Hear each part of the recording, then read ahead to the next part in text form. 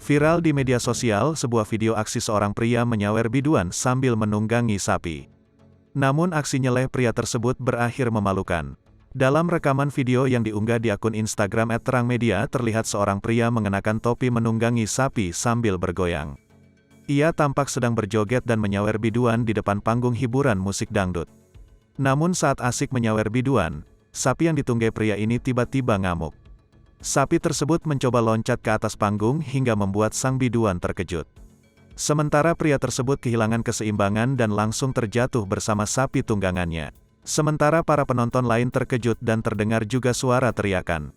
Rekaman tersebut viral dan menuai reaksi beragam dari netizen.